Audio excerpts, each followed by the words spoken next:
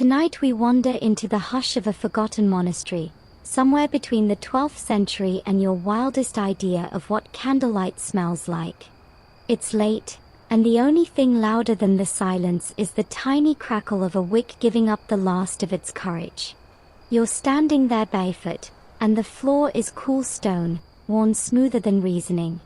You probably won't survive this kind of stillness. It's so complete, it could swallow you whole before dawn even notices. So, before you get comfortable, take a moment to like the video and subscribe, but only if you genuinely enjoy what I do here. Now, dim the lights, and let's ease into tonight's journey together. The room you're in isn't grand. Its walls are lined with scrolls, hundreds of them, rolled like sleeping cats. A few jars squat on low tables, their lids smeared black. In the corner, an elderly monk grinds ink against stone, his hand moving in slow, rhythmic circles that somehow seem to steer time itself. You can smell pine resin and something faintly bitter, like memory left too long in sunlight. Each breath feels sticky, fragrant with soot. You crouch beside him, watching the small ritual unfold. He drips water from a bamboo ladle, adds a whisper of oil, and resumes the grind. His lips move silently, maybe prayer, maybe complaint. The sound, stone on stone, is hypnotic, like a heartbeat that's learned to meditate. Historians still argue whether Goryeo monks invented a unique ink recipe or merely perfected one imported from China. Either way, the Korean masters took the humble mix of soot and glue and elevated it into something almost spiritual. The monk gestures for you to touch the block, just once. It's warm from his hand, and heavier than it looks. The texture feels like a promise not to be rushed. You imagine centuries of artists holding similar blocks, each grinding away a little of their own life in exchange for blackness pure enough to record thought itself. A gust of wind sighs through the shutters, rattling a row of wind chimes made from old brushes. You flinch. He doesn't. He smiles faintly, the kind of smile that knows storms are temporary but ink is forever. Outside, crickets argue about philosophy.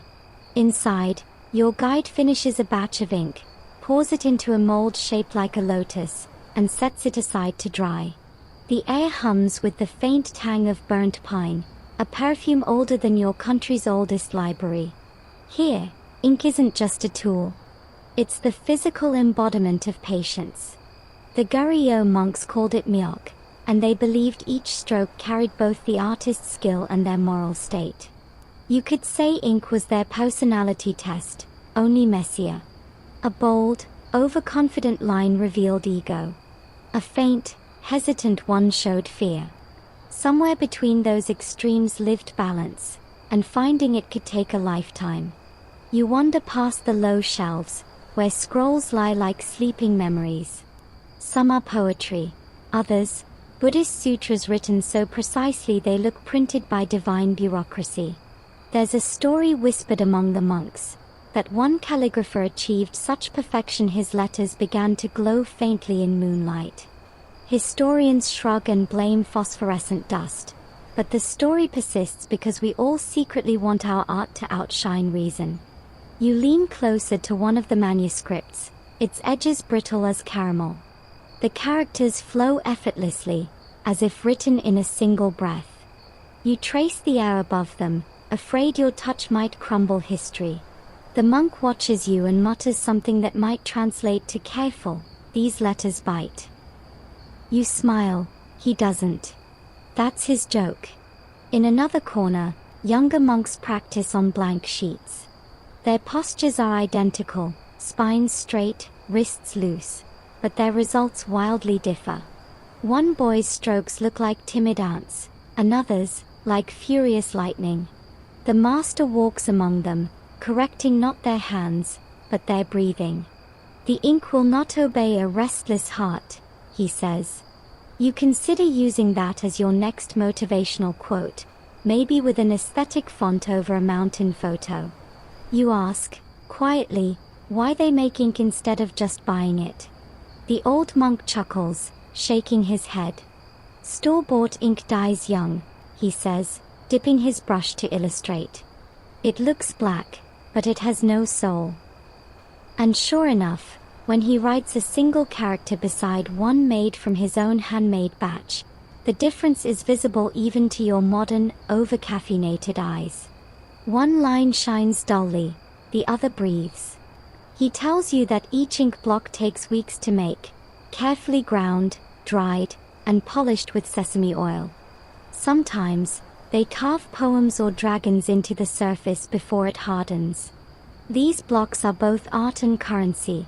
Travelers carried them as gifts, scholars as charms. One superstition even claimed that the right ink could reveal truth in writing, that liars' words would fade faster. You can almost imagine the world's first lie detector made of soot and prayer. A bell rings from somewhere deeper in the temple, soft, resonant, reminding you that the night is sliding forward. The monks begin to clean their stones, wiping them as tenderly as someone would a child's face. You notice their fingertips are permanently stained black, the mark of devotion. One even jokes that if he ever reaches nirvana, the Buddha will need to lend him a towel. You step outside for air. The courtyard glows faintly under a half moon, and from the eaves hangs a banner painted entirely in black ink.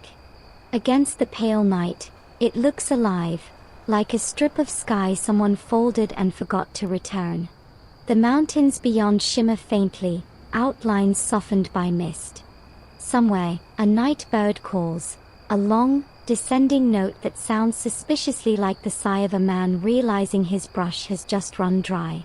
The monk joins you, holding a fresh ink block.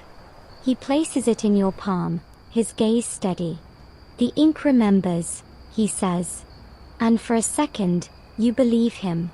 Because the block feels warm again, as if it recognizes your hand, as if it's waiting for your first imperfect stroke. You glance back once before leaving the courtyard. Inside, the lamps are being extinguished one by one, their smoke rising like thin black signatures against the ceiling. The last light fades, but in your pocket, the little ink block holds its quiet shine, a seed of centuries, humming softly, like the night itself has learned to write. Morning arrives slowly, not with trumpets but with the lazy drip of dew from tiled roofs. You wake in a corner of the same monastery, still smelling faintly of pine soot and stubborn dreams.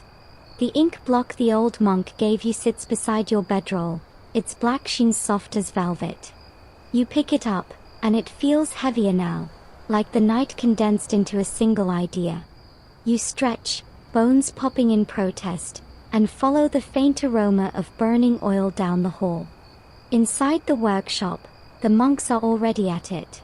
Flames lick under small clay bowls, and the air looks like smoke trying to remember its purpose.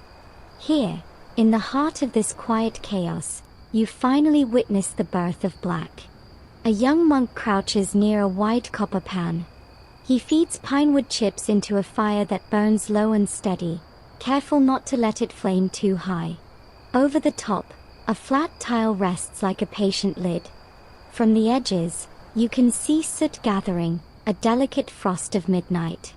Every few minutes, he scrapes the soot into a bowl, mixes it with a few drops of glue made from boiled deer hide, and stirs it with a bamboo stick that's seen more ink than sunlight. The smell? Imagine a mix of roasted sap, melted candle, and that weird satisfaction of a new hardcover book. You lean closer, fascinated. The process seems so simple it borders on sorcery. Historians still argue whether the Koreans invented this specific soot and glue method independently, or whether it traveled along trade routes from China's Tang dynasty. Either way, by the Goryeo era, Korean ink had its own unmistakable character. Dense, luminous, and slightly sweet when ground. It's the kind of ink that could survive both time and humidity, outliving the very words it was made to serve. The old monk from last night appears beside you, holding a small wooden mold shaped like a plum blossom. This is where ink becomes memory, he says, pouring the dark mixture in. You watch as it cools, hardening into an elegant, fragrant block. Each one, he murmurs, a fragment of the mountain that birthed it. A mainstream fact here: Korean ink sticks were highly valued exports during the Joseon period. Scholars in China and Japan reportedly paid extra for meok, claiming its strokes glowed richer and lasted longer. It's a bit like the ancient version of having a premium account: same content, fancier delivery. Some ink makers added secret ingredients to make their products stand out: crushed pearls for luster, powdered jade for calm energy, even tiny traces of ginseng because, apparently, healthy ink is happy ink. One legend insists a master once mixed his own tears into the batch to share his soul with the page.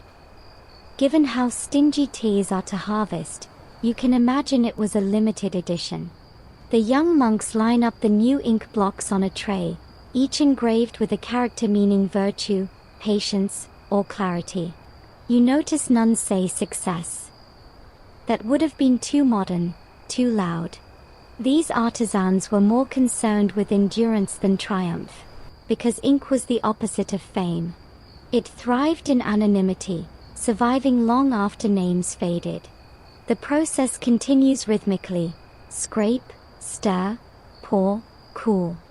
The sound is oddly soothing, like rain tapping on bamboo leaves. You drift a little, letting your thoughts mix with the smoke. One of the monks laughs softly and says something about how the gods must love burnt offerings since they gave humans ink instead of fire. You're not sure it's theologically sound, but it feels poetic enough to pass. Another fact: in the Goryeo period, Korea became famous for its Buddhist woodblock prints, especially the Tripitaka Koreana, an enormous collection of scriptures carved into over 80,000 wooden blocks. And yes, every single one of those characters was first drafted with handmade ink before the carving began.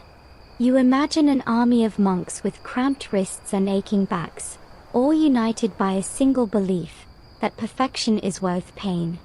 You reach out to try grinding one of the hardened sticks on an inkstone. The monk nods permission. You add water drop by drop, swirling in tiny circles until the mixture thickens into liquid silk. When you dip a brush and write your first clumsy line, the ink shines, deep, wet, full of potential. The characters, of course, look like a toddler's sneeze, but the monk smiles anyway. Even bad ink remembers effort, he says. Historians still argue whether the deep reverence Koreans showed toward ink was purely aesthetic or tied to spiritual symbolism. Some claim black represented the void, the fertile nothingness from which enlightenment emerges. Others insist it was simply practical. Black ink dried fastest, read best, and cost least. But standing there, wrist trembling over the paper, you realize both can be true. Function and faith often share the same brushstroke. Outside, a bell tolls for midday prayers. You follow the monks into the courtyard, where sunlight filters through pines like spilled gold dust. One novice carries an ink stick in a silk pouch, treating it with the same reverence most people reserve for sacred relics or their phones. He tells you it was made by his late teacher, and that he grinds it only on special days so its memory won't fade too fast. You want to tell him that's not how physics works, but something in his quiet certainty stops you. Maybe it is how memory works. After lunch, rice, pickled radish, and the faint taste of serenity, you wander to the back of the temple. There, an open pit smolders with spent ash. You realize the monks dispose of soot that's too coarse to use, returning it to the earth. Everything goes home, one explains simply. You think about that, how even imperfection gets recycled, how every speck of burned wood carries the ghost of a forest, now reborn as writing. As afternoon light stretches across the tiles, the ink blocks cool fully. The monk hands you one, a gift again, though you've done nothing to deserve it. The surface gleams like the night before a storm. He says, the color black holds all colors. That's why it never gets jealous. You can't tell if that's wisdom or just poetic trolling, but either way, it sticks in your mind. You tuck the new ink block beside the first. Two fragments of history, both humming quietly in your bag. The day wanes, shadows lengthen, merging into one another until they are indistinguishable from the ink itself. The monks retire, their sandals whispering across stone. Somewhere, a bird calls the final note of daylight, and you feel the temple breathe in, ready for evening calm. You're left alone with the smell of soot and pine, the faint outline of smoke curling toward the ceiling like handwriting from another world. You touch the ink once more, and for a fleeting moment, it feels warm again, as if the fire that birthed it still glows deep inside. Night hums back into being, thick and slow like ink spreading through silk. You're outside now, under a moon that looks suspiciously smug about its ability to outshine every lamp in the monastery. The courtyard smells faintly of charred pine again. Someone's up late, making another batch. You follow the scent, because curiosity and smoke always lead somewhere interesting. Around the back, half hidden by a wall of drying ink blocks, a group of monks works in near darkness. Flames flicker beneath clay pots, shadows dance up the walls like drunken hieroglyphs. One monk fans the coals while another scrapes soot off a lid, his fingers black and gleaming like obsidian. You realize their fingertips are actually burned, tiny scars where skin met heat one too many times. "The fire must respect you," says one of them, without looking up. You guess it's monk speak for "don't be clumsy." The process seems simple, but you can tell it's brutal in practice. They burn specific woods, pine, chestnut, even bamboo, each chosen for how it perfumes the soot. One of the monks explains that the best soot, called meok, comes from slow-burning pine resin, a sticky amber substance that oozes from wounded trees. You wince, picturing the sap dripping like tears. He smiles. The tree suffers. We remember. That's your first mainstream fact for tonight. meok, the pine smoke ink, was prized across Asia. Its deep, glossy tone made brushwork shimmer even after centuries. The soot particles were so fine that ink made from them could outlast the paper itself. Some calligraphic scrolls written with pine ink from the 13th century remain almost perfectly legible today. Meanwhile, your last grocery receipt already looks like ancient hieroglyphs. You crouch closer. The air is hot and sweet, thick with the perfume of resin and the faint tang of singed cloth. You can feel the heat biting your skin, but the monks barely flinch. Their fingers move with ritual precision, scraping, stirring, testing the mixture's thickness by rubbing a drop between thumb and forefinger. You try the same. The result? You've just fingerprinted yourself into pre-modern history. One of them laughs quietly, your third accidental comedy moment of the night, and says, "Don't worry. Every apprentice burns something." You look down at his own fingertips again, small callus, faint scorch marks, tiny blackened crescents. These are the real ink marks, not made by brushes but by life itself. They wear their devotion the way knights wore scars, proof they'd touched the divine and survived the heat.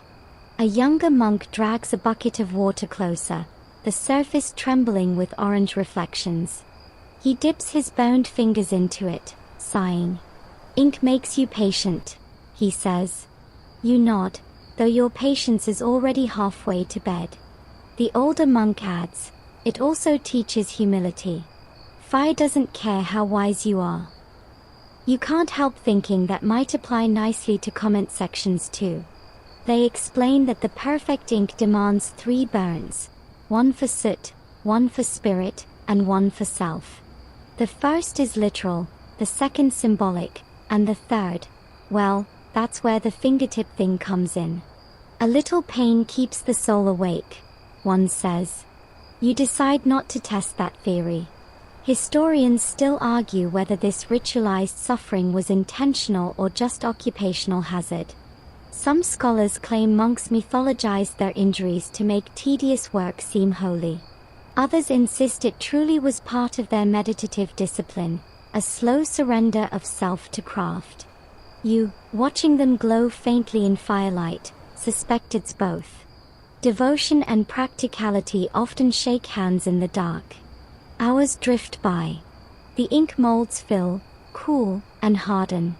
Each block bears the faint thumbprint of its maker, pressed in by accident or pride. The air grows heavy, and your eyes sting from the smoke. A monk hands you a damp cloth for your face.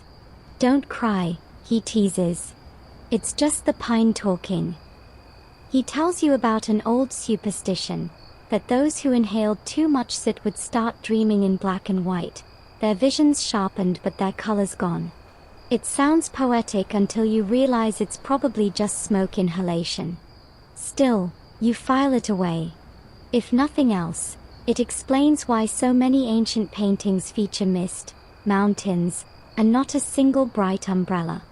As dawn begins to float with the eastern horizon, the fires are finally extinguished. The monks sit in silence, their silhouettes framed by the faint blue of morning. You notice how calm they look, their faces soft despite the burns. It's the calm of people who've learned to negotiate with pain, like athletes, or parents, or anyone who's ever tried assembling furniture without cursing. A rooster crows somewhere distant, the universal alarm clock of regret. One monk laughs quietly, rubbing his wrist. We have ink for another month, he says. If the rain is kind. You ask why rain matters. He explains that humidity ruins drying soot, makes it clump. When the air sweats, he says, the ink sulks. That might be the best metaphor you've heard all week. You help them carry the cooled blocks inside. Each one feels slightly different, some dense, some brittle, all smelling faintly of sweet smoke and effort.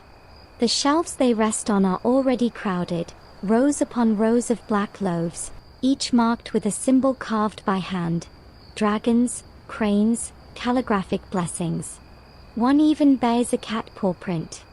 Accident, says the monk. Or blessing. We never decided. Some ink masters intentionally pressed animal footprints, even insects, into their blocks for luck.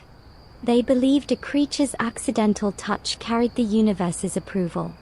Somewhere in Seoul's National Museum, you can still see a 14th century ink block with what looks suspiciously like a frog toe mark. Either divine providence, or just a really confused frog. By mid-morning, you're exhausted, your clothes perfumed with smoke and sanctity. The monks pour tea, dark, fragrant, tasting faintly of roasted barley. This, one says, is how we wash the night away. You sip. It's bitter, grounding, and you swear you can feel the soot still clinging to your lungs like old poems that refuse to fade. Before you leave the workshop, the oldest monk stops you. He dips a finger into a fresh pool of ink, presses it gently against your wrist, and leaves a perfect black circle there. Now you carry witness, he murmurs. The ink remembers skin, too. You glance down. The mark gleams in morning light, slowly drying into a stain. It doesn't wash off, not easily. And somewhere inside, you realize you don't really want it to. You rise before the sun, yes, again, because apparently this craft does not respond to snooze buttons, and wander toward a low-roofed shed where sunlight creeps in through thin papered window panes. You pause, letting the milky glow settle around you, and inhale deeply. The faint scent is of damp mulberry bark and old gelatin, almost nostalgic for a childhood you never had. In your hand you carry the 2 ink blocks given to you, and they feel rooted, anchored in the moment. Now you're going to meet the paper that drinks light. Inside the shed, you watch artisans carrying bundles of inner mulberry bark, called dak, to a large vat of water. They then peel, soak, boil, and beat the fibers long enough that they remember their mountain origins.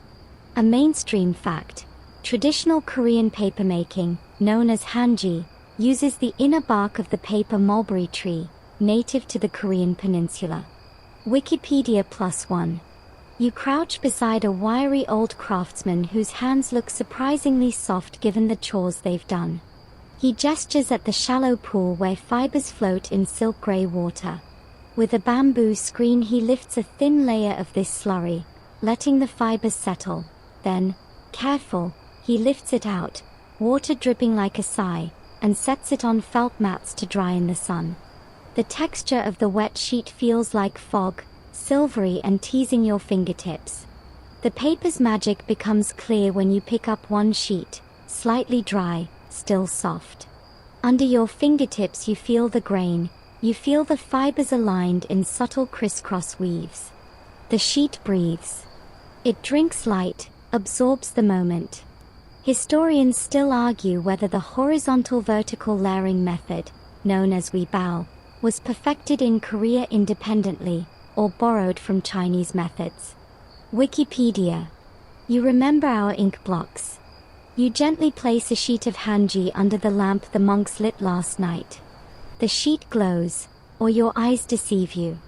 You test the ink, a few strokes, black and bold, seeping into the paper like water into sand. It holds the mark and doesn't bleed.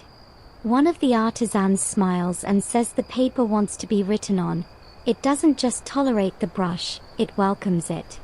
You almost tell him that's exactly how you'd like your taxes handled, but bite your tongue. Off to the side, you notice a curious slab of hanji made extra thick and polished. The craftsman explains that this variant is used for mounting calligraphy and paintings, for screens and doors in traditional homes. It's stronger and more translucent than what you'd expect. This paper can filter light gently, making windows that glow rather than glare. In the 15th century, Koreans covered windows with hanji because it offered excellent insulation, cooler in summer, warmer in winter. Wikipedia. You ask about the smell. He waves his hand at one of the drying racks. That's not smell, he says, that's memory. You inhale, wood smoke from last night's ink fires, pine resin from the forest, and something sweet almost sour from the soaked bark. It's like the air is literate in itself. As you wander further, you see younger apprentices pressing the dried sheets between heavy stones to smooth them, some still using traditional dokim techniques, pressing and smoothing to reduce ink bleed. The older craftsman says, "A sheet without pressure is like a mind without discipline." You laugh softly. He does not laugh. That's how you know he's serious. Another fact, hanji's durability is legendary. Acid-free, long-lasting, resistant to decomposition, far better than ordinary paper. Wikipedia. You examine an archive of documents bound to hanji. The edges are slightly yellowed, but the characters remain crisp.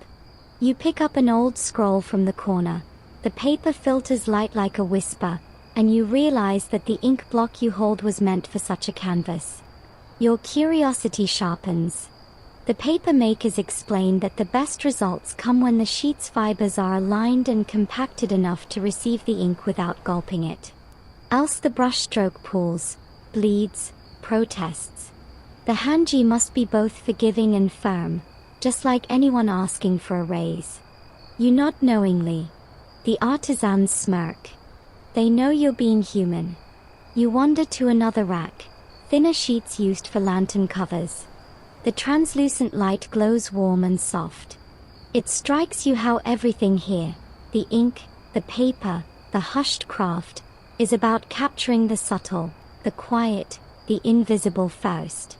You pick up a sheet and place one of your ink blocks on it. The black rectangle seems enormous. Time compresses. The bark, the soot, the breath of the monk, the hand of the craftsman, all gathered into that meeting.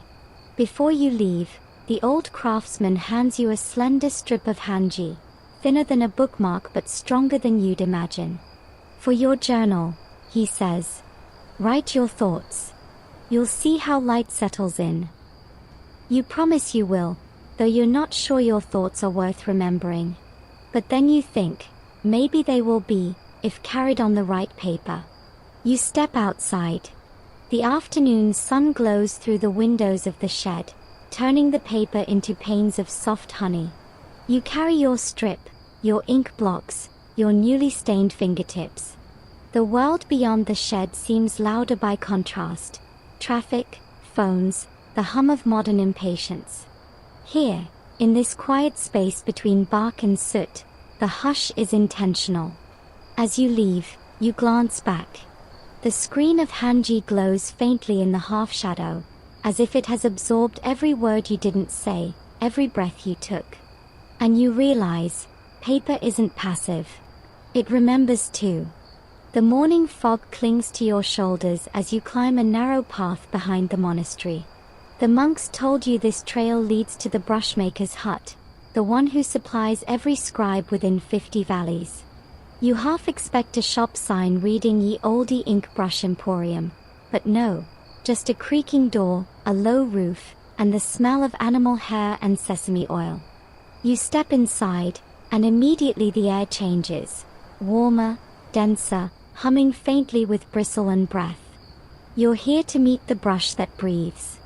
The brushmaker is an old woman with sharp eyes and softer hands than anyone mixing animal hair for a living should have.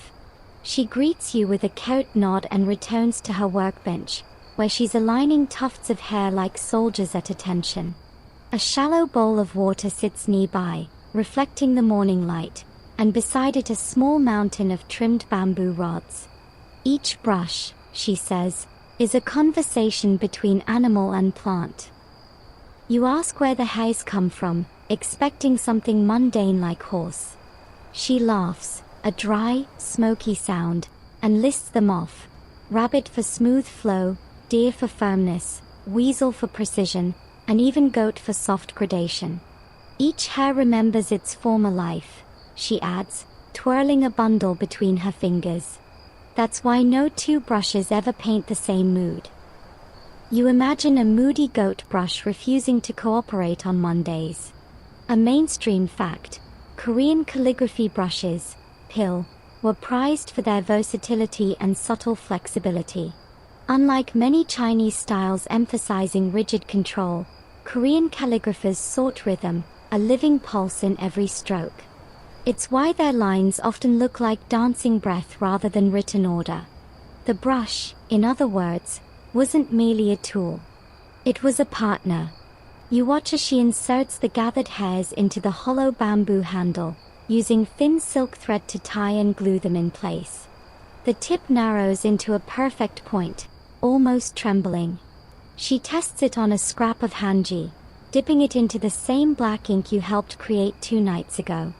The stroke it leaves behind is alive, thick, then thin, a pulse and release. You swear you can hear it exhale. Good brush, she murmurs, knows when to stop breathing. You take a turn under her guidance. Your fingers feel clumsy, too stiff. She corrects your grip, guiding your wrist gently. Your fingers think they're smarter than your shoulder, she teases. Let the brush hang from the breath. You exhale slowly and try again. The line glides smoother this time, still not elegant, but less tragic. She leans in, inspecting your stroke. Better, she says, but it's still too proud. Then she dips the brush again and writes one character, mu, meaning nothingness. The ink pools, then fades gently, leaving edges like mist. When you paint emptiness, she says, don't fill it. You file that one away for your next existential crisis. On her wall hang dozens of finished brushes, each labeled with names like Quiet River, Old Moon, and Goat Who Complained. She swears that last one was particularly stubborn hair. Some master brush makers named their brushes after the animals' personalities or the seasons of their creation. A winter-made brush was thought to write with patience, while a spring-made one spilled emotion easily. She picks up a particularly long brush and lets you try it. The handle feels alive, balanced perfectly between control and surrender. As you stroke it across the paper, the bristles spread, rejoin, and taper like a dancer returning to pose. You're half expecting applause. Instead, she just says, almost. Historians still argue whether the Korean brush evolved from Chinese prototypes or developed uniquely in response to Hanji's texture. Some claim the lighter, more flexible tips were intentional, to glide across softer paper without tearing it. Others believe the choice of hair had more spiritual reasoning. The animals were honored participants in the creation of wisdom.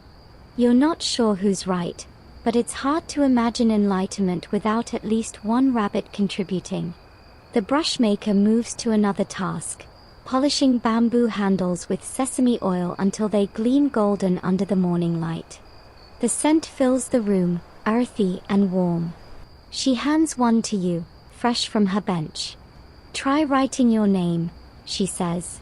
You hesitate. Modern letters feel clunky here, but you try anyway. The brush moves slowly, each curve deliberate. The ink dries matte, graceful despite your awkwardness. There, she says softly. Now your name has weight. You ask how long she's been doing this. She shrugs. Time stopped counting after my 100th brush. Then, after a pause, maybe 50 years. Her eyes crinkle. Brushes age slower than people. Outside her hut, sunlight breaks fully through the mist. The bamboo grove behind the workshop rustles, as if gossiping about your clumsy technique. You imagine each stalk whispering, the outsider's line was crooked. You whisper back, it was interpretive. A few birds scatter, even they seem unconvinced. The brushmaker joins you at the door, wiping her hands. Ink without brush is thought without breath, she says. Paper without ink is silence without witness. But brush is where they meet. She presses the brush you used into your hand. Keep it, she adds. It will teach you more than I can. You bow, awkwardly, almost knocking your head on the lintel. She smirks.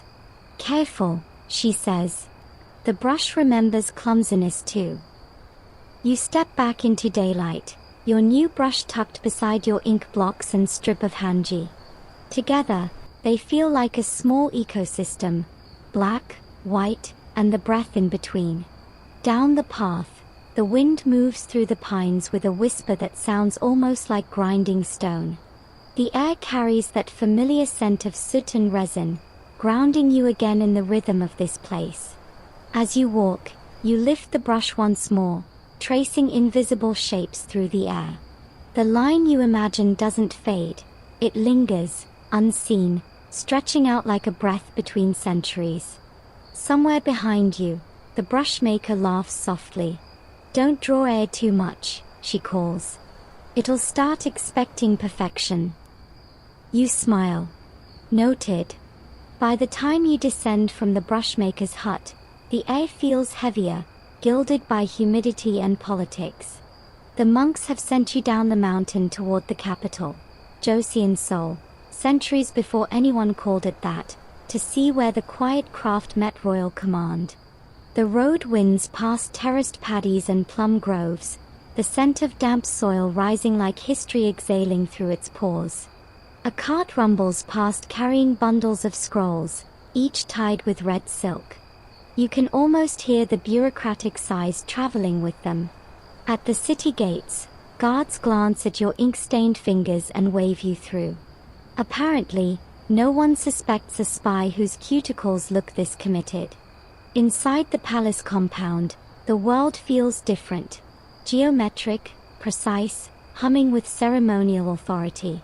You follow the sound of brushes scratching across parchment and find yourself in a long hall lined with scholars wearing black hats so tall they look like Wi-Fi signals. This is the Royal Calligraphy Bureau, where kings commissioned words instead of wars, though sometimes both at once. The head scribe, an elegant man with the serenity of a clock that's never wrong, bows slightly. Visitors rarely care for ink, he says. They only want the decree it carries. He gestures for you to sit and hands you a scroll bearing the royal seal. The calligraphy is flawless, each stroke deliberate, curved, confident. The king's proclamation of virtue, he explains. Written by our master of letters. Here's your mainstream fact. King Sejong the Great, yes, the one credited with creating Hangul, the Korean alphabet in the 15th century, was obsessed with perfect calligraphy. He saw writing not just as record-keeping but as moral cultivation. Every stroke was both civic duty and meditation. You can imagine him pacing his study, brush in hand, frowning at a slightly crooked like it personally insulted the throne. But not everyone in this hall worships neatness. Across the room, you spot a younger scribe biting his lip as he writes. His lines tremble, imperfect. When the master passes behind him, the boy hesitates, then deliberately leaves a dot slightly off-center in a royal poem. A subtle act of rebellion, visible only to someone who's really paying attention. You catch it, and he sees you seeing it. His eyes flicker, fear, then amusement. Later, when the others file out for tea, he lingers near you. Every decree looks the same, he murmurs. Ink obeys power too easily. You raise an eyebrow, careful not to nod too hard. Treason tends to stain deeper than ink. He grins. So sometimes, he continues, I let the dot wander. Calligraphers in the Joseon court occasionally inserted deliberate imperfections, believing flawless writing tempted arrogance. They called it Seonbi Seonkai, the scholar's restraint. Some claimed even the king's brush had to a once per page, lest heaven find him vain. Whether this was actual doctrine or clever excuse for typos, historians still argue. Either way, the rebellious dot lives on, quietly defying eternity. You watch the young scribe return to his seat, calm now. His brush glides with renewed confidence, dancing between obedience and subversion. The hall fills again with the rustle of parchment, the sigh of ink breathing through hanji. A court official enters, carrying a tray of drying scrolls. These go to the Hall of Worthies, he announces. The scribes bow, murmuring reverently. You trail behind as he delivers them through a courtyard perfumed with lotus blooms. The building ahead glows golden with daylight filtering through hanji windows, the very kind you saw being made 2 nights ago. Inside, the king's advisors pore over the new decrees. One reads aloud, his voice smooth as polished jade. Every word gleams, but you can't help remembering that little wandering dot, still hiding in plain sight. Historians still debate whether such quiet defiance ever reached the throne. Some suggest that the king's own scholars, many of whom were reformists, intentionally used calligraphy as coded dissent. Others dismiss it as romantic myth. But standing here, you can feel the hum of hidden meanings vibrating in every stroke. The way ink, for all its quietness, sometimes dares to speak louder than it should. In the evening, the scribes relax in a small courtyard.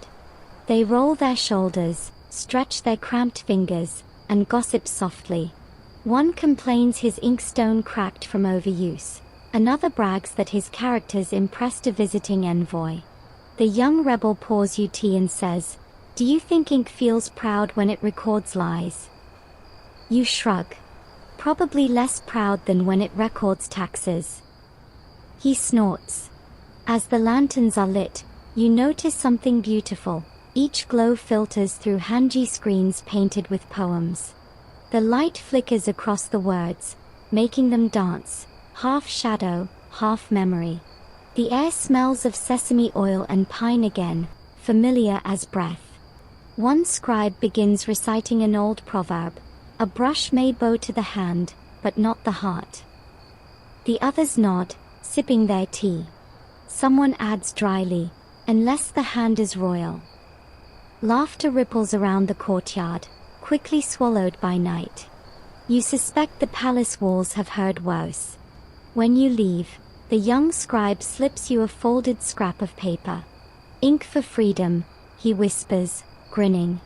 You unfold it later under a street lamp, It's just a tiny sketch of a bird flying away from a scroll. You chuckle softly. It's childish, beautiful, and possibly illegal. As you walk back toward the inn, you glance up at the palace roofline, its curves cutting the moonlight. Somewhere behind those tiles, the royal ink is drying, flawless, immortal, and perhaps a little too obedient. You think of your own clumsy brush back in your pack, the one that still smells faintly of goat and stubbornness. Maybe imperfection has its own nobility after all. In a side street, you pass a shop selling cheap printed charms, bright, hurried, anonymous. You pause, realizing that perfection can't always be mass-produced, that somewhere between royal decree and wandering lives the truest form of art. You dip your finger into a nearby ink bowl meant for stamping seals and leave your own tiny dot on the door frame. A private rebellion. No one notices, and that makes it perfect. By dawn, the capital's mist has turned silver, draped over tiled rooftops like soft armor. You wake to the distant sound of temple bells and the faint scrape of brooms sweeping courtyards, a chorus of discipline that never truly sleeps. But today, you're not chasing kings or ink edicts. You're following rumor, whispers of a wandering painter who refuses court appointments and lives among mountains, painting silence itself. You sling your satchel over your shoulder, brush and ink safely tucked away, and join a caravan heading east. The road leads past stone bridges and fields of millet, the air alive with crickets and gossip. One merchant says the man paints clouds that look too lazy to move. Another swears his scrolls weep dew when unrolled at dawn. You nod politely, though you're fairly certain dew is just meteorology being poetic. After a day's travel, you reach a small hermitage perched above a river curling like black ribbon through pine forests. A man sits on a boulder outside, wearing the simplest of robes, his beard tangled, his posture unbothered by time. His brush rests on his knee, and his painting directly onto smooth stone. No canvas, no hanji, just granite. You step closer. He glances up, eyes twinkling. "You're late," he says. You resist the urge to ask how he knew you were coming. Mystics love when you act impressed. He gestures for you to sit. Around him, the ground is scattered with stone fragments, each brushed with ink landscapes so delicate they almost shimmer. Mountains fading into mist, birds drawn with a single line, waterfalls that seem to hum. He dips his brush again, only it's not ink this time. It's water. You watch, puzzled, as he paints a pine tree with invisible strokes that glisten in the sun for a moment, then vanish. "It's easier to lose what you never owned," he murmurs. That's your mainstream fact for the day. During the late Goryeo and early Joseon periods, literati painters, known as Muninhwa, often practiced water-only brushwork as meditation. The transient act reflected Buddhist ideas of impermanence, art not as possession, but as passing breath. The Korean masters, influenced by Chinese and Zen aesthetics, made a whole philosophy out of deliberate disappearance. You ask what he paints when he does use ink. "Whatever won't stay still," he replies. "Wind, sleep, regret." You nod thoughtfully, as if you totally understand that and didn't just trip over the word regret. He invites you inside his hut. The place smells faintly of pine resin and roasted chestnuts. Scrolls hang everywhere, but none are signed. "Names," he says, noticing your gaze, "are noise." You wonder how art historians will feel about that later. He unrolls one painting, a mountain half swallowed by mist, with a single crooked pine clinging to a cliff. The brushwork is loose yet intentional, the ink graded from deep black to delicate silver gray. You can practically hear wind through those painted branches. He pours tea and begins talking, mostly to himself. "Ink is a liar," he says. "It pretends to be eternal, but it fades like everything else. Only fools try to trap forever in black." You raise an eyebrow. So what's the point, then? He smiles, eyes half closed. To see how gently you can fail. You can't help laughing. That's the worst motivational quote I've ever heard. Good, he replies. Now you're learning. Some Korean painters were known to mix river water, tears, or even morning dew into their ink for emotional resonance. One record describes a monk who used rainwater collected from a temple roof because he believed it remembered prayer. Whether or not that added divine viscosity, no one knows, but it sounds impressive at art shows. Outside, the afternoon sun begins to slip. The painter asks if you'd like to try. You hesitate, then kneel beside him, your brush trembling slightly. No mountains, he says. They're overdone. Paint what you hear. You close your eyes. There's wind, a stream, a faint bird call, and the rasp of cicadas that sound like broken clocks. You move your brush, not aiming for beauty, just rhythm. The ink bleeds softly, forming what could be reeds, or, more likely, artistic confusion. When you're done, he studies it in silence. Not terrible, he decides. But you're still too awake. Too awake, you ask. Real art happens halfway to dreaming. You remember that, half dreaming. It feels like a key to something, maybe even to him. As dusk thickens, he lights a small lamp. Its glow touches the inked stones, making them glimmer faintly like trapped starlight. He sets down his brush, sighs, and says, "Historians still argue whether art was ever meant to last. Maybe its disappearance is the point." He pauses, then adds, "They argue too much. They should paint more." You stay with him that night, listening to the river outside. He tells stories of other hermits, some who painted mist so fine it disappeared under moonlight, others who boiled old paintings to make new ink, claiming it kept the ghosts working. You make a mental note never to share that tip with a museum curator. Before you sleep, you ask what he'll paint tomorrow. The sound of moss growing, he says seriously, as if that's a perfectly normal workload. You can't tell whether he's joking or enlightened. When dawn comes again, he's already gone. Only your unfinished brushwork remains on a stone near the stream, your hesitant reeds now washed slightly by dew. For a moment, they almost look alive. You realize, too late, that maybe that's the point. You gather your things, the mountain air cool on your neck. As you head down the trail, the inkstone in your bag feels heavier than usual, like it absorbed something invisible overnight. You glance back once, half expecting to see him. But the rock where he sat is just another gray shoulder of the mountain now. The wind picks up, teasing at the edges of your memory. You could swear it carries a faint whisper, "Paint softly. Fail beautifully."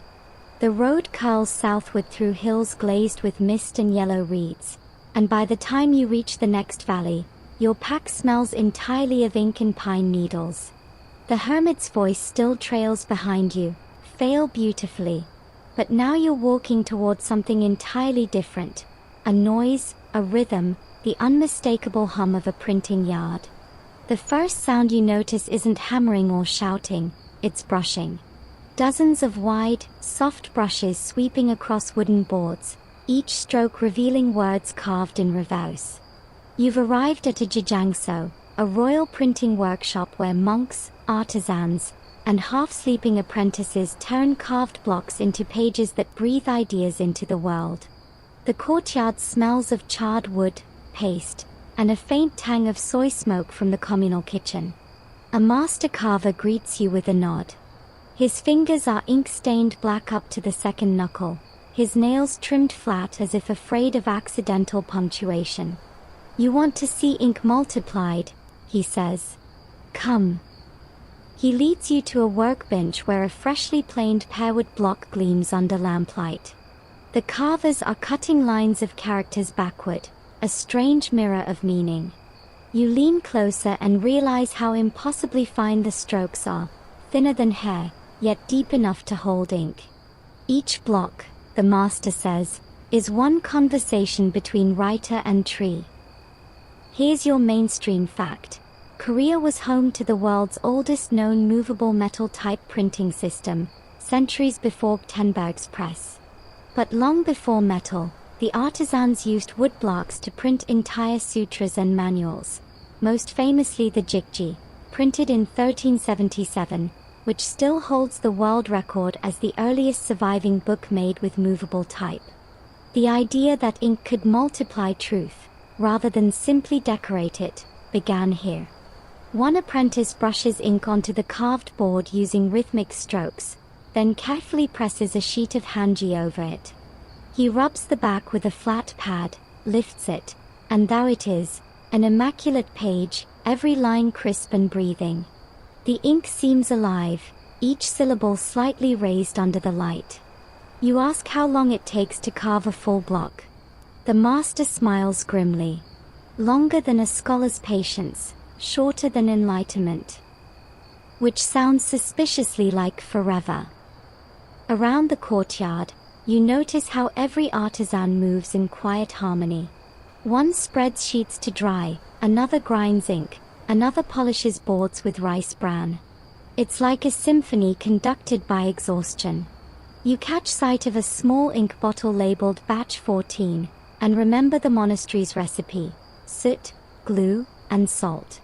Somehow, seeing it scaled up feels almost indecent, like watching a sacred secret turned into public machinery.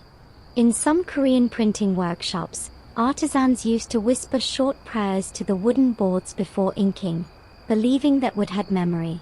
A polite whisper supposedly helped the characters print cleanly. A rude word might jinx an entire batch. Some even left tiny fingerprints deliberately, a maker's ghost, they called it. To this day, scholars occasionally find faint thumb marks pressed into ancient texts. As you watch the process repeat, the master gestures toward a cabinet. Want to see something forbidden? Always a promising sentence. He opens the drawer, revealing several misprinted pages, smudged, doubled, blurred. The ghosts of bad days, he says. But we keep them. They teach humility. He runs a finger over one. Ink doesn't forgive. But sometimes it forgets. You ask whether he's ever met the scribes whose words he prints. He chuckles. Really? They think we are hands without heads. We think they are heads without hands. But the page belongs to both. He invites you to try. You take the brush, load it with ink, and swipe it over a carved block. It feels sacrilegious, like frosting a relic. The smell of pine soot fills your nose again, familiar, grounding. You place a fresh sheet of hanji, press carefully, and lift. The print is decent. Not perfect, not awful, like your handwriting on a good day after 3 coffees. The master nods approvingly. Your ghosts behave. Historians still argue whether early Korean printers considered themselves artists or mere craftsmen. Some records describe them as humble monks performing spiritual labor. Others portray them as proud innovators rivaling the scholars they served. Either way, the printing yards became sanctuaries of silent creation, monasteries of repetition, where every letter was an echo. As dusk falls, oil lamps flicker to life. The printed pages are hung in rows across bamboo poles, glowing softly as the ink dries.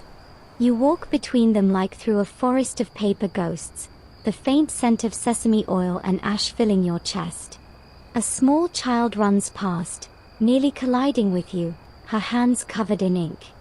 I made a dragon, she declares proudly, holding up a page of smeared letters that vaguely resemble chaos. The master sighs. Every printer begins as a poet. You laugh and help her hang her creation anyway. The smudges look oddly beautiful, like a storm trying to speak. Maybe imperfection really is a universal language. When the night deepens, the workers gather for a simple meal: rice, pickled radish, tea brewed in a pot blackened by decades of flame. Someone starts humming a folk tune about ink that never dries, and soon others join in. It's haunting, slightly off-key, but sincere. You listen quietly, realizing that this, too, is part of the craft. The communal rhythm, the ink-stained laughter that history never writes down. Before you leave, the master hands you a small misprint, one of the ghost pages. "Keep it," he says. "So you remember that perfection is expensive and ghosts are free." You tuck it into your satchel, feeling its faint texture under your fingers. The road ahead hums with crickets and soft wind. Behind you, the last lamp fades, leaving only the smell of ink and wood smoke. For a moment, the valley seems to breathe with you. You think about how ink, once born, never really dies. It just fades, softens, and hides between fibers until someone, centuries later, bothers to look close enough. You whisper to the dark, "Print me gently." You travel for days along a river that mirrors the moon, curling through forests like spilled mercury. The road is quieter now, no monks, no printers, just farmers crossing with lanterns that sway like tiny constellations. Every night you camp near the banks, inkstone and brush by your side, practicing strokes that might make your hermit teacher laugh or cry, or both. But tonight, you're headed toward a different kind of master, the keeper of color. Because ink alone, you've learned, isn't the full story. Somewhere deep in the valleys of Gangwon, there's a community of pigment makers who turn minerals into dreams, grinding rock and flour into powder that glows like frozen sunset. You find them at dawn, when the fog is still heavy and the mountains wear their pale gold like a secret. The workshop is hidden behind a waterfall, a detail you assume is either poetic or wildly inconvenient. You climb the slick stones anyway, ducking behind the curtain of water, and there it is, a cavernous space filled with basins, pestles, and bowls of powdered color so vivid they look almost edible. The air hums with motion. Workers move slowly, grinding, sifting, whispering prayers into their mortars as if afraid the colors might overhear and flee. A woman in indigo robes greets you. "You smell like soot," she says, grinning. "Good. Black is the foundation of all arrogance." You laugh, unsure if that's an insult or initiation. She leads you to a table where pigments swirl in small ceramic dishes: malachite green, cinnabar red, azurite blue, and the softest yellow made from ground louse. "Ink captures thought," she explains. "Color captures temperature." She hands you a bowl. "Try grinding." You roll the pestle, feeling the stone's resistance. The sound, crunching, sighing, is strangely meditative. She nods approvingly. The mountain resists before it remembers it's mortal. Here's your mainstream fact. Traditional Korean pigments were often derived from natural minerals and organic materials: azurite, malachite, ochre, even burnt shells. Painters bound them with animal glue or oil, depending on whether they were working on silk, paper, or wool. These materials gave Joseon-era artworks their signature muted luminosity, never garish, always grounded. You ask if she uses imported pigments. She shrugs. Sometimes. But foreign colors behave like foreign guests, beautiful, but restless. She taps the side of the bowl. Local earth, local patience. As you work, you notice a corner of the cavern where pigments glow faintly in the dark. The woman follows your gaze. "Those are ghost powders," she says casually. "We grind them from rocks struck by lightning." You blink. "You're joking." She grins. "Mostly."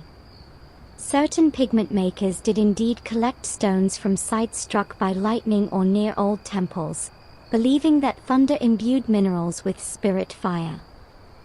Some pigments even earn names like Heaven's Blue or Thunder Red. Historians still argue whether this was true mineral alchemy or just excellent branding. Either way, the myth worked. People swore those colors shimmered with an inner pulse. The woman mixes your ground pigment with glue in a small porcelain bowl. The texture thickens, smooth and glossy. Now, she says, paint something that isn't afraid to fade. You dip your brush. The color flows rich and deep, spreading like dawn over the paper. You paint a curved line, part horizon, part mistake. She watches, smiling faintly. Good. The first error is always honest. She tells you how, during the early Joseon dynasty, color painting had fallen out of favor among the scholarly elite, who preferred the austerity of black ink. They thought color was emotions gossip, she says, rolling her eyes. But every so often, an artist remembered the world wasn't born in grayscale. Historians still debate whether this tension, between monochrome ink and full-color pigment, was aesthetic or philosophical. Some say it mirrored the clash between Confucian restraint and Buddhist sensuality. Others argue it was simply a matter of supply chains and snobbery. Either way, standing here surrounded by powdered rainbows, you sense it wasn't just about art. It was about permission, to feel, to decorate, to dream. The woman brings out an old scroll and unrolls it on the table. It's a landscape of autumn mountains, golden fields, and small figures crossing a bridge. The pigments shimmer softly, even in the dim cave light. My teacher painted this with soil from each place depicted, she says. When he died, we buried him where the last pigment came from. You touch the edge of the scroll carefully. The colors are warm, alive, fading only in ways that make them more human. What happens when they all fade? You ask. She smiles. Then they become memory. And memory never fades evenly. That line hits harder than expected. Maybe it's the air, thick with mineral dust and incense, or maybe you're just tired. You watch the river of color swirl in her mixing bowls, and it reminds you of time itself, churned, diluted, endlessly remade. Before you leave, she wraps a small pouch in cloth and hands it to you. Thunder Red, she whispers. Use sparingly. It likes attention. Outside, the waterfall crashes like applause. You breathe in the damp mountain air, flecked with the scent of iron and moss. The world seems brighter now, each leaf carrying a hue you swear you've never seen before. You pull out your brush, dip it into the red pigment, and draw one line on a flat rock. The stroke glows faintly in the sun, then settles into quiet confidence. As you walk away, the woman's laughter follows you through the trees. Remember, she calls, color fades faster when you stare at it too seriously. You grin, pocketing the pouch of thunder. The road bends downhill again, and the ink in your pack seems to hum in protest, as if jealous of its new, flamboyant sibling. Don't worry, you tell it softly. You'll always be my brooding favorite. The river below catches the afternoon light, reflecting streaks of red and gold. You realize, suddenly, that maybe everything in this land is a kind of painting, layers of patience, pigment, and accident. The wind, too, brushes across your skin, leaving a faint stroke of cold. Somewhere in that vast, invisible gallery, your own tiny mark just joined the collection. The next morning, you wake to rain that sounds like 1,000 brushes tapping at the earth. It's steady, polite rain, the kind that never announces itself, just rearranges reality until everything smells new. You follow a muddy path eastward toward a seaside village famed for its papermakers, those who crafted hanji so fine it could last 1,000 years, or at least outlive most dynasties' patience. The ocean appears slowly, a dull pewter line sharpening as you walk closer. The village crouches along the shore, half hidden by steam from vats and smoke from wood fires. Everywhere, hands are working, stirring pulp, pressing frames, hanging sheets like pale flags of surrender. A man with sleeves rolled high waves you over. "You're late," he says. Apparently this is becoming a trend. "We start with water, always water." He plunges his hands into a wide basin where pale fibers swirl like ghost eels. This is the soul of Hanji, mulberry bark boiled, beaten, and forgiven. You kneel beside him. The pulp looks like clouds refusing to leave the ground. "It's beautiful," you say. He laughs. "It's mush." He pulls a bamboo frame from the vat, lets water drain, then flips it gently onto a board. The wet sheet clings there, trembling, translucent as morning breath. You can almost see light deciding how to pass through. "One mistake," he says, "and you get wrinkles, bubbles, or shame." Here's your mainstream fact. Hanji, Korea's traditional paper, was made from the inner bark of the mulberry tree, mixed with hibiscus mucilage for elasticity and strength. Properly made, it could survive centuries, resistant to insects, moisture, and most bad decisions. Kings wrote edicts on it, monks printed sutras on it, and painters dreamed entire landscapes into its fibers. You reach into the vat, feeling the texture of the pulp, slick, fibrous, surprisingly warm. The papermaker watches, amused. You treat it like soup. You have to treat it like silk. You try again, slower this time. The frame lifts heavier than expected, and water streams down your sleeves. He chuckles. "Now you smell like work." In the drying hall, rows of paper sheets hang from strings like giant moth wings. The air hums with a low warmth from the wood furnace. Workers move in rhythm. Brush, flip, hang, brush, flip, hang, an unending meditation on patience. You can almost fall asleep standing there, hypnotized by the movement. Then you notice something strange, a sheet with tiny pressed leaves embedded in it, so faint they look like ghosts of summer. The papermaker catches your gaze. "Ah," he says, "you found the rumor paper." He explains that some papermakers would press tiny symbols or natural objects into their sheets, herbs, flowers, even bits of old writing. Supposedly, the spirit of those fragments protected the future words written on them. There are old tales of scholars requesting paper made with bits of their ancestors' letters mixed into the pulp, so their ink could converse with lineage. Historians still argue whether this was real practice or just poetic folklore, but it's too romantic not to believe. You run your fingers across the leaf paper. It's impossibly smooth, yet alive. Wouldn't the leaves decay? You ask. Eventually, he says. But by then, so will we. The words might outlive us both. Rain drums louder outside, turning the roof into percussion. The papermaker leads you to the back of the hall, where rolls of finished hanji wait to be sent to temples, schools, and palaces. "The king's copyists only want the flawless ones," he mutters. "They say flaws make truth harder to read. I say truth hides in them best." Historians still debate whether the durability of hanji was intentional innovation or happy accident. Some claim the climate and native mulberry fibers made it superior. Others argue it was centuries of ritual precision. You suspect it was both, a marriage of obsession and patience. The papermaker shows you a batch rejected by the court for uneven texture. "We use these for poetry," he says. "Government words demand straight fibers. Feelings prefer wrinkles." He offers you a fresh sheet. "Write something before you go."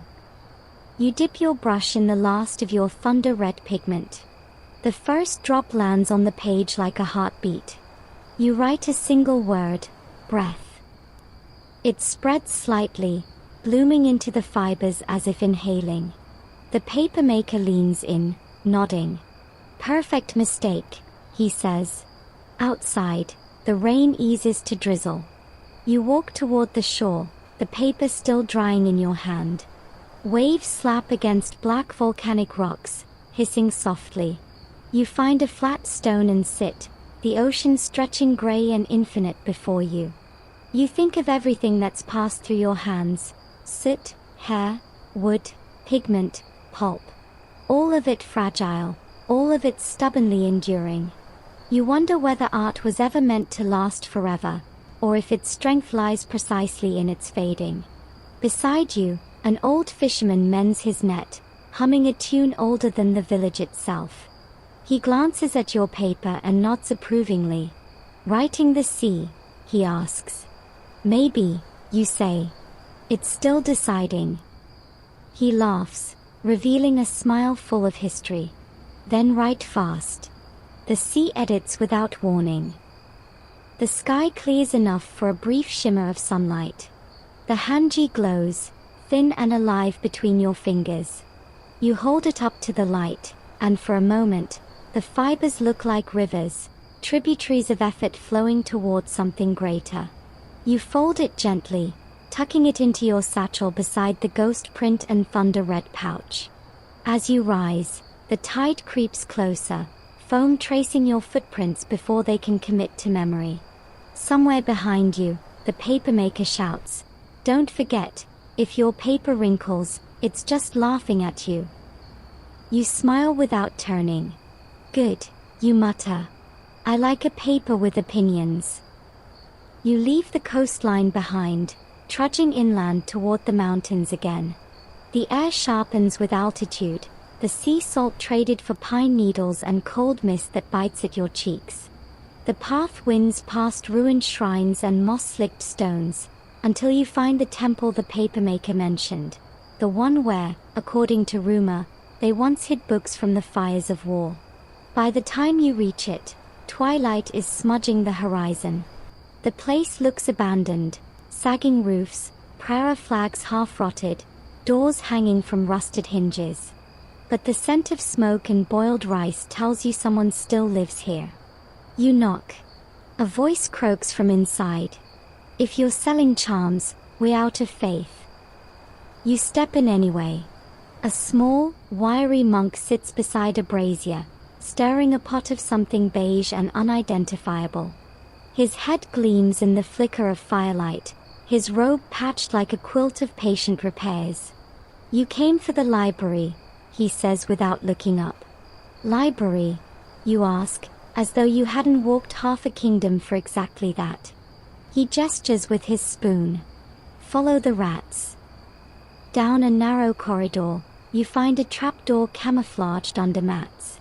The monk pulls it open, and a breath of ancient air exhales, dry, papery, and faintly sweet.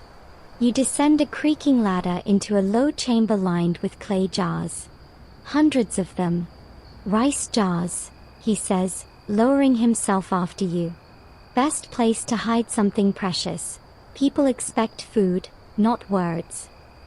He lifts a lid and reveals a rolled scroll inside, perfectly preserved, ink still black and alive despite centuries. Here's your mainstream historical fact. During Japan's invasions of Korea in the late 16th century, monks and scholars really did hide texts, artworks, and printing blocks underground or in jars to protect them from looting or fire.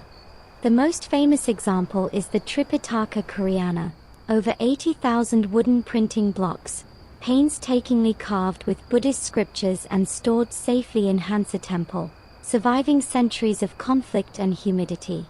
You unroll a small piece of one scroll. The calligraphy trembles between delicacy and fury. Each character looks like it was written mid-battle. The monk grins. "That one's my favorite. The scribe wrote it while arrows were falling. Said the ink would dry faster if he was scared." You raise an eyebrow. "Did it?" He shrugs. "He died before the test results came in." You laugh quietly, the sound swallowed by clay and memory. The jars line the walls in uneven rows, and you realize they are labeled, not with titles, but with riddles. The sound of wind without ears. Tea that forgets its cup. Ink that regrets its brush. Each phrase, the monk explains, was a code so invaders couldn't know which contained scriptures, which stored poetry, and which hid nothing but empty scrolls to confuse thieves. Legend says one jar contained a decoy, an entire manuscript written backward, from end to start. When read aloud properly, it was gibberish. Read backward, it told the story of its own concealment. Historians still argue whether that was clever resistance or just one scholar's elaborate joke. You ask how long the texts were hidden. The monk dips a finger into the ash of his brazier, marks a line on the floor. Long enough for their makers to forget their own words. That's when they become history. He shows you one final jar, sealed with red wax. The lid bears a faint symbol, a single brushstroke looped like a question mark. He wipes the dust away reverently. This one was sealed before the last invasion. No one's opened it since. He offers it to you. Go on, he says. You hesitate. Breaking it feels sacrilegious, like waking a sleeping ancestor. But curiosity, as usual, wins. You crack the wax, lift the lid, and find nothing. Only a faint shimmer of ink dust, swirling like black snow when you breathe. The monk watches, smiling faintly. Empty scrolls. They burned the words before the soldiers could. You touch the residue. It smears your fingers with gray. It feels alive, like powder that remembers its shape. Why keep them, then, you ask? He leans back, gaze distant. Because sometimes what's missing tells the story better. You sit beside him as he pokes at the brazier, the embers casting lazy light across the jars. Outside, thunder murmurs. The world feels impossibly small, just two humans, 1,000 words in hiding, and the ghosts of all who wrote them. Historians still debate how much of Korea's literary heritage was saved versus lost in those centuries of war. Some records claim temples like this preserved nearly everything. Others argue vast portions vanished forever, erased by flame and flood. You suspect the truth lives somewhere in between, a kind of cultural reincarnation, where what's lost simply transforms into myth. The monk passes you a bowl of rice. Eat, he says. Ink stains fade slower on a full stomach. You take it, letting the warmth thaw your hands. Did you copy any of them? He chuckles. No. We read them once a year to remind ourselves that silence can be louder than words. Outside, lightning flashes, briefly illuminating the jagged horizon of jars. They look almost like soldiers, standing guard over the fragile breath of memory. You finish your rice, feeling the weight of every page that almost didn't make it. When the rain returns, you help the monk cover the trapdoor again. He nods approvingly. If you write something worth saving, he says, don't trust fireproof clay. Trust people who care enough to remember. You step back into the night. The temple bell rings once, low, resonant, final. You tighten your cloak and start down the path, the sound of rain mingling with the whisper of old paper shifting beneath your feet. By the time you leave the mountain temple, dawn has stretched its pale arms over the valleys. The mist rises like unspoken thought, curling around the pines and the crooked path ahead. You walk with the careful pace of someone who's been entrusted with secrets, because in a way, you have. Every step feels like it treads on half-buried syllables, those jars whispering still from beneath the earth. The road bends toward a quieter village, one said to hold a collection of haunted scrolls. Naturally, you tell yourself that's nonsense, which is usually the cue for nonsense to introduce itself. The house you find at the end of the trail doesn't look supernatural. It's a humble scholar's retreat, roof sagging, walls mottled with damp. A middle-aged woman greets you from the porch, her hair streaked silver and tied with twine. You're here for the ghosts, she asks, as if it's perfectly normal small talk. You laugh, cautiously. I'm here for the ink. She nods, as though that's the same thing. Then you'll see them. Inside, the air is heavy with musk and faint sweetness, the scent of old paper, oil lamps, and maybe a touch of regret. Scrolls are everywhere, hung from rafters, spread across tables, draped over chairs. Some shimmer faintly when you move. These are the rescued pieces, she says. From temples, burned schools, private collections. Some were too damaged to read, but they read us. You blink. You mean? They change, she says simply. She unrolls one near the fire. The ink at first seems ordinary. Black, elegant, disciplined. Then, as the heat brushes the parchment, faint patterns bloom around the strokes. Ghostly outlines of mountains, rivers, figures mid-bow. It's as if the ink remembers what it once illustrated. Mainstream fact time. During the Joseon dynasty, certain inks were mixed with minerals and organic compounds that reacted to temperature and humidity. Under certain light or warmth, faint underlying brushwork could reappear, what modern scholars call double-layer technique. Sometimes it was intentional, sometimes a beautiful accident of chemistry. See, she says, smiling. Ink has memory. You lean closer. The patterns shift again, now a faint silhouette of a man with a brush, his face unfinished, the hand impossibly steady. I think it's just moisture patterns, you say weakly. She smirks. Of course it is. Some 18th century Korean scholars claimed that the spirits of great calligraphers could inhabit their ink after death. The belief was that every master poured a fragment of soul into the final mixture of soot and oil, especially if they prepared it themselves. The resulting haunted ink supposedly refused to write facets. Those who tried to copy forgeries found the brush trembling uncontrollably. Historians still argue whether this was superstition or subtle social commentary on corruption. You unroll another scroll. This one bears only one word: memory. But beneath it, a faint shadowed layer shows the same word mirrored upside down, like reflection in still water. Who made this, you ask? No one knows, she says. We found it sealed inside a temple wall. Some say it's a practice sheet, others say it was left there on purpose, like an apology to time.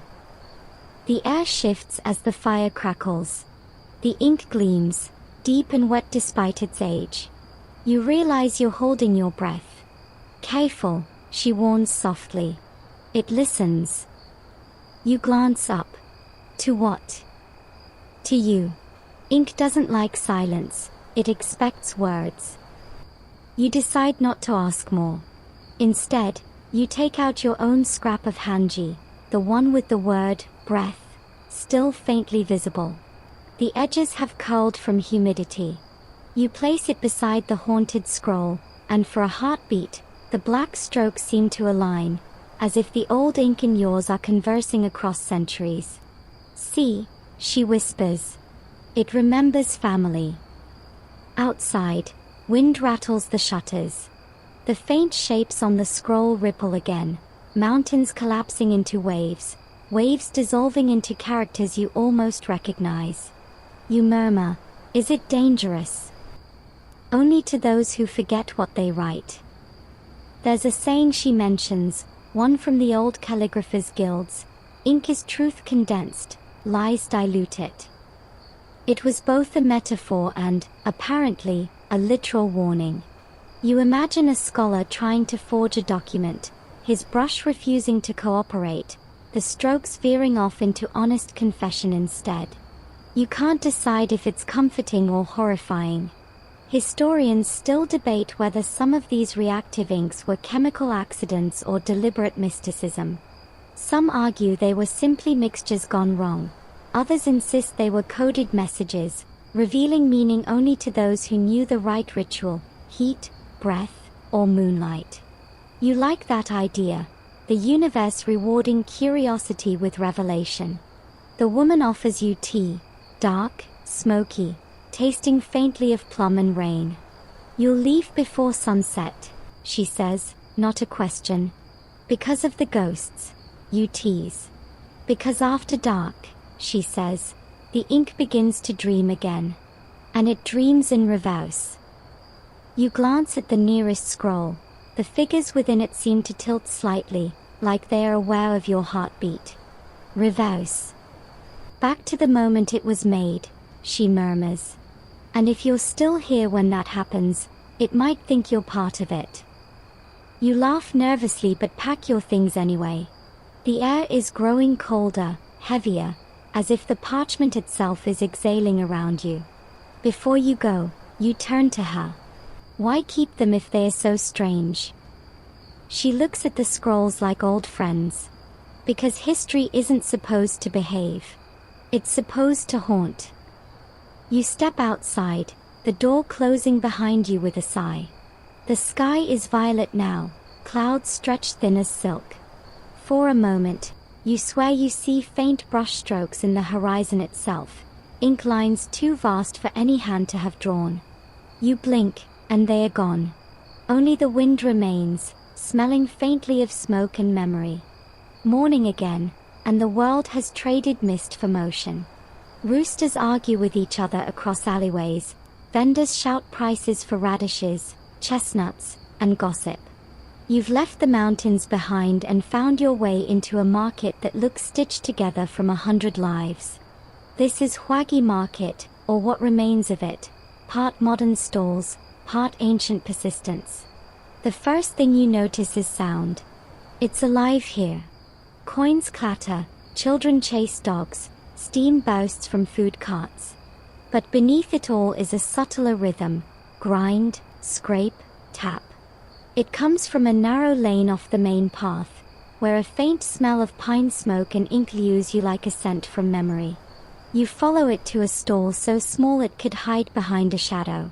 Inside sits an old man with hands blackened to the wrists, turning a smooth stone in slow circles over another. The surface between them gleams like wet night. You're early, he says without looking up. For what? You ask. For curiosity. His name, he tells you, is Nam Hyo Jin, though the locals just call him Grandpa Ink. He's the last artisan in Hwagi Market who still grinds traditional ink sticks by hand. Everyone else buys factory ink now, he says, chuckling. Cheaper, faster, soulless. He lifts a small block from the counter. It's matte black, carved with delicate dragons swirling around clouds. He sets it on the inkstone, drips a few drops of water, and resumes his circular motion. SH. Mainstream fact. Traditional Korean ink sticks, meok, were made by mixing soot, often from burned pine wood, with animal glue and fragrant oils, then molding and drying the mixture into ornate blocks. Artisans carved each one with auspicious designs or poetry before polishing them smooth. A single block could last years, used drop by drop, as long as it was treated with respect. Nam holds the stick to your nose. Smell that. It's faintly sweet, almost floral, with a hint of smoke. My grandfather taught me that the best soot comes from winter pine, he says. Burn it in silence. No talking, no music. The wood listens. If it hears gossip, the ink grows jealous and turns gray. You can't tell if he's joking. He probably can't either. He dips his brush, sweeps a line across a scrap of hanji. The stroke is deep, soft-edged, luminous. Factory ink sits on top of the paper, he says. Hand-ground ink sinks in. It knows where to belong. He offers you the brush. Try. You hesitate. Your last attempt at brushwork nearly ended in humiliation and a crimson sneeze. But he insists. The brush doesn't bite, he says. Unless you lie to it. You grip the handle, breathe, and draw a single curve. The brush glides like it's been waiting for you. The line starts bold, then fades naturally, like thought dissolving into silence. Not bad, Nam says. Ugly, but honest. You laugh. I'll take that as a compliment. Good, he says. Art begins where compliments end. He wipes his hands on a rag, gestures to a small wooden chest behind him. That's my legacy, he says. Inside are dozens of old ink molds, each carved with dragons, tigers, cranes, lotus flowers, symbols meant to protect or inspire the scribe. Some are cracked, others so worn the designs are ghosts of themselves.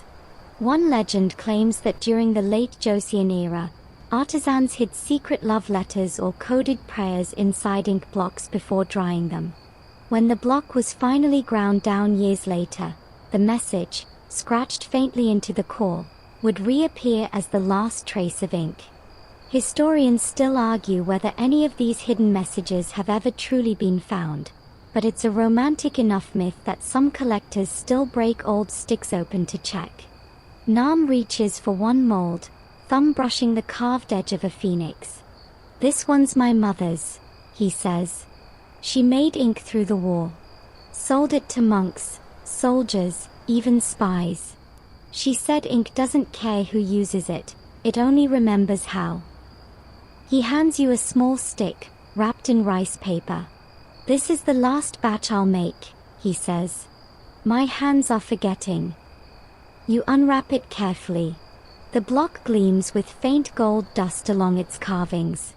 It's beautiful, you say. He nods. The recipe's old. Pine soot, sesame oil, and the tears of someone patient. Don't grind it when you're angry. Ink absorbs moods. Is that chemistry or poetry? He grins. Same thing. As he speaks, a small crowd gathers. Tourists mostly, taking photos, half listening. Nam doesn't mind.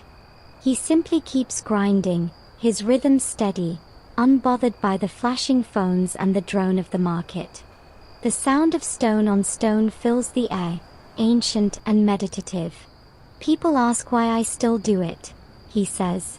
Because when I stop, the world gets louder. You notice an old sign behind him, faded to near illegibility. You lean closer, one brush, one breath, one lifetime. He catches your glance. That was my father's motto, he says. He used to say ink is the most honest mirror. It shows your steadiness, your vanity, your panic, all at once. That's why calligraphers live longer. They face themselves every day. Historians still argue whether hand-ground ink truly lasts longer than modern synthetic ones. Some tests show factory ink fading faster under light, others prove negligible difference. But Nam's certainty is its own kind of truth. Before you leave, he dips his brush one last time, writes a character on a strip of hanji, and hands it to you. It reads, "Quiet. For luck," he says. And for remembering to shut up sometimes. You laugh, tucking it into your satchel with the others. You're the philosopher the market didn't order. He shrugs. Someone has to keep the noise from winning. As you step back into the crowded lane, the sounds of Hwagi market swell again, the bargaining, the laughter, the life. Yet through it all, that gentle rhythm echoes in your mind, sh, sh. The endless circle of stone and soot. You glance back once. Nam is still grinding, still smiling faintly, as though turning not just ink but time itself. The following week, you travel north toward the city, modern, bustling, too awake for its own good. The skyline bristles with glass towers and lead billboards, and for a moment you feel like a brushstroke wandering inside an electric scroll. You've traded temple bells for car horns, incense for exhaust. Yet somewhere beneath the noise, you can almost sense the pulse of the old craft, faint but insistent. You're here because you've heard whispers. There's a small printing museum tucked between two skyscrapers, where they still keep one of the first Korean metal movable type presses. You walk in expecting dust and silence. You find neither. A young curator greets you, sharp suit, coffee breath, genuine enthusiasm. Welcome, she says, as if you've just joined a cult of ink and metal. You came at a good time, we're running the press today. Inside the main hall, the machine hums like a sleeping dragon. Rows of polished lead type glint under fluorescent light. The scent of oil and paper mingles with faint ozone. The curator gestures proudly. This, she declares, is the technology that made scholars cry. She's only half joking. Here's your mainstream historical fact. Korea developed metal movable type printing in the early 13th century, predating Tenberg's European press by nearly 2 centuries. The Jikji, printed in 1377, remains the world's oldest known book created with metal type. It revolutionized the spread of knowledge, though, ironically, most Koreans of the era were still too busy with brush and ink to fully embrace it. You run your fingers along a tray of metal characters. Each one feels heavy with irony. The tools that democratized writing also doomed the calligrapher's monopoly on beauty. People say printing killed the ink masters. The curator says, arranging type with tweezers. But they forget, it also immortalized them. Their handwriting became the model for these fonts. She slides a tray into the press and turns the crank. The machine groans softly, stamping a fresh page. When she lifts it, the letters glisten, perfect and cold. See? Fast, efficient, soulless. The exact opposite of you and me. You grin. I've been called worse. She laughs, wiping her hands. The irony is, some monks still copied texts by hand long after printing spread.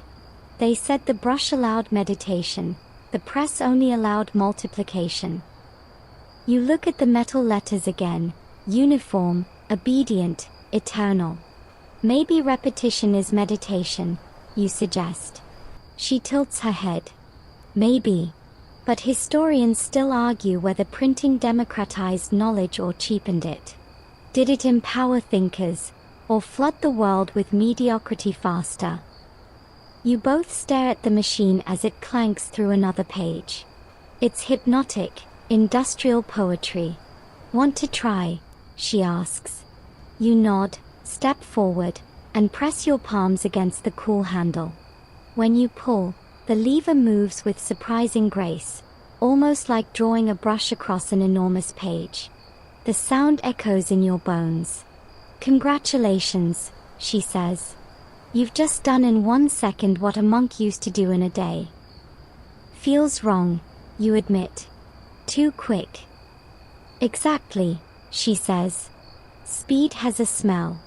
Once you know the scent of patience, you never forget the difference. She hands you the printed sheet. The characters are crisp, sharp enough to cut arrogance. That's from Analects of Confucius, she says. Line 17. The gentleman is calm and steady. The small man is always emotional. Sounds like Confucius never had a deadline, you murmur. She grins. Or a YouTube channel. You both laugh, and for a moment the centuries collapse. Inkstone, brush, type, screen, all part of the same restless urge to leave a mark. Nearby, a display case holds a final exhibit, a wooden tray of broken typefaces, melted slightly by fire. The label reads, recovered after the 1950 bombing of Seoul Printing House. You trace the warped edges through the glass. The letters still shimmer faintly, as if refusing to surrender meaning. The curator joins you. It's strange, she says softly. Every era kills one art and births another. But ink never leaves. It just changes shape. Outside, the city pulses, screens flashing, phones buzzing, digital fonts scrolling endlessly. You pull out the small ink stick Nam gave you. Against all this light, its black surface seems impossibly quiet, like a memory that refuses to fade. You imagine an ink master from centuries ago watching this neon storm, shaking his head, muttering about line spacing. And yet, maybe he'd smile too. Every glowing pixel, after all, is just light pretending to be ink. In the early 20th century, when typewriters reached Korea, some calligraphers reportedly held small funerals for their brushes, complete with incense and offerings. Historians still argue whether these were genuine rituals or tongue-in-cheek protests, but one thing's certain, the ink never forgave the machine. You walk out of the museum and into the thrum of the city. Billboards beam slogans in perfect font alignment. Buses rush past covered in advertisements that look like scripture for the impatient. You find a quiet cafe, order tea, and unfold the freshly printed page. The words look flawless, eternal. But when you touch them, there's no softness, no pulse, just ink pressed flat and final.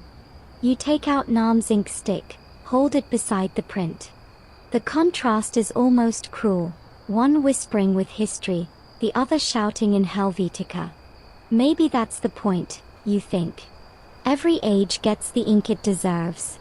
As you sip your tea, a group of students nearby complain about their calligraphy homework. It's so old-fashioned, one groans. Why can't we just type it? You smile into your cup. Somewhere, an ink master rolls over in his grave, and probably adjusts their posture. When you leave, the night has fallen again. The streets glow with 1,000 artificial suns, and the city hums like an enormous press stamping its name on every second. But you still carry that small, silent block of ink in your pocket. It feels like the heartbeat of everything the machines forgot to print. The morning mist curls along the Han River like breath over a teacup. You stand by the water's edge, your reflection wavering, as if the surface can't quite decide which century you belong to. Somewhere across the current, construction cranes creak like slow metronomes. The city wakes, stretching its limbs, unaware that an ancient spirit of ink watches it rise. You take the old ink stick from your pocket. It's worn smooth now, its scent faint but distinct, somewhere between pine and candle smoke. When you tilt it, the golden characters catch the first light of dawn. You imagine the masters whose hands once shaped it. Broad thumbs, calloused fingertips, a reverence for silence that no machine has ever learned. There's an art student sketching nearby, earbuds in, stylus dancing across a tablet. You can almost hear the faint digital scratching. "Nice morning," she says absently. "Perfect for ink," you answer. She glances up, puzzled. "Ink." You smile. "Never mind. You'll see it someday." She shrugs and goes back to drawing. You can't help but think that she is doing the same thing the masters once did, pressing pigment, searching for form, trying to trap emotion in a single motion. The brush has simply changed its shape, become pixels, electrons, data. The yearning is the same. Here's your mainstream historical fact. Korean ink sticks were often considered family heirlooms, passed down through generations not just as tools, but as vessels of spirit. Some were buried with their owners, as if the ink itself needed to rest after so much thought. You crouch by the water and dip your fingers in. The ripples distort your reflection again, making it look like a brushstroke dragged through living paint. Historians still argue whether the ink was meant to preserve the artist's soul or the soul of the words themselves, you murmur. Maybe both. During the Joseon era, one particularly eccentric scholar was said to have used his ink stick as a musical instrument, tapping rhythms on his desk while waiting for inspiration. His neighbors complained, calling it literary thunder. The ink, of course, never spoke of the matter. You wander along the river, the city behind you, the mountains hazy in the distance. Birds wheel above, white arcs against a watercolor sky. You imagine what the masters might have thought if they could see this modern world. Drones buzzing over pagodas, AI writing poetry, holographic scrolls glowing in darkened rooms. Would they have despaired? Or simply chuckled and asked for better paper? A bus passes, its side plastered with a calligraphy-style logo advertising a new cafe. The irony isn't lost on you. Art, it seems, has learned marketing. You step into a park where cherry trees line the path, their leaves crisp and ready to fall. The air smells faintly of ink and roasted chestnuts from a nearby vendor. You buy a handful, the warmth seeping through the paper bag into your palms. And then you find it, a small public calligraphy installation. Blank wooden panels where passers-by can brush their own characters with water. No ink, no permanence, just the shimmer of wet strokes fading slowly under the sun. You pick up the brush, the bristles soft, trembling. The bucket of water beside you reflects the sky. You paint one word, tranquility. For a moment, it gleams like silver, then begins to vanish. You watch it disappear, stroke by stroke, until the panel is clean again. The sound of the river hums behind you. Somewhere, the ink masters nod. The point was never to last forever. The point was to touch forever, even if only briefly. As you stand there, the memories of your journey unfold like a scroll unrolling across time. Nam's quiet smile, the whispering pigments of pine soot, the monk whose brush trembled like prayer, the curator's laughter beside the clanking press. They are all here, hovering around you like the ghosts of letters that never fully dry. And you realize, this was never just about ink. It was about the human impulse to make the invisible visible, to shape silence into meaning. You tuck the ink stick back into your pocket, feeling its familiar weight. Somewhere deep inside, a soft calm spreads, like pigment diffusing through clear water. It's getting late, or early. The light turns gold, the river flickers like a liquid scroll. You take a long breath and exhale slowly. Maybe tomorrow, someone will hold a stylus the way the masters held their brushes, carefully, reverently, and remember, without knowing why, that every mark is sacred.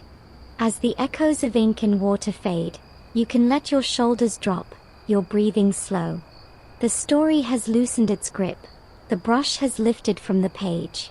You picture the ink masters one last time, not as distant figures in dusty robes, but as patient hands moving through twilight, tracing meaning into the air. Their studios are quiet now, their ink stones dry, but their spirit lingers in every written word, in every pixel that still tries to imitate the curve of a brush. Let that thought settle over you like fine soot. You've walked through centuries tonight, seen calligraphy born, tested, transformed, and reborn again. You've felt the weight of silence and the thrill of creation.